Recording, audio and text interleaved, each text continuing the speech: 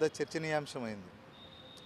దాన్ని సిబిఐకి అప్పజెప్పి మా తప్పు లేదు అన్న పద్ధతుల్లో ఆ రోజున్న ప్రభుత్వం కానీ దాని తర్వాత వచ్చినటువంటి ప్రభుత్వాలు కానీ చేతులు కడుక్కుండే కార్యక్రమాన్ని చేసాయి తప్ప వెలికి తీసి ఇంకొక మహిళకు ఇట్లాంటి దుర్మార్గం జరగకూడదు అన్న ఇండికేషన్ పంపించే రకంగా చేయలేకపోయే ప్రభుత్వం. ఇది సిబిఐ వైఫల్యం అని ఒక్కటే అనుకోవాల్సినటువంటి అవసరం లేదు.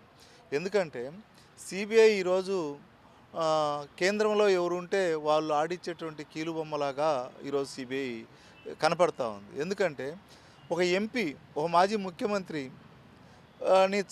తమ్ముడిని చంపిన విషయంలో కూడా ఇప్పటి వరకు సిబిఐ రోజు కోర్టుకు పోయి ఇది ఇట్లా చేయాలా, ఇది ఇట్లా చేయాలని ఫీడింగ్ ఇచ్చుకోవాల్సినటువంటి పరిస్థితి ఉంది.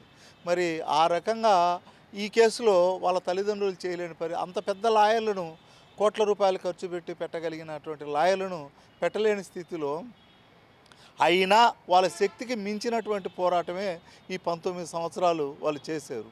కానీ ప్రభుత్వం పట్ల, సిబిఐ పట్ల నమ్మకం పోయేటట్టుగా ఈ కేసులలో చాలా స్పష్టంగా, ఇదొక్కటే కాదు, ఈ మధ్యకాలంలో సిబిఐ చేసినటువంటి అనేక కేసుల్లో ఇది స్పష్టంగా కనపడతా ఉంది. కానీ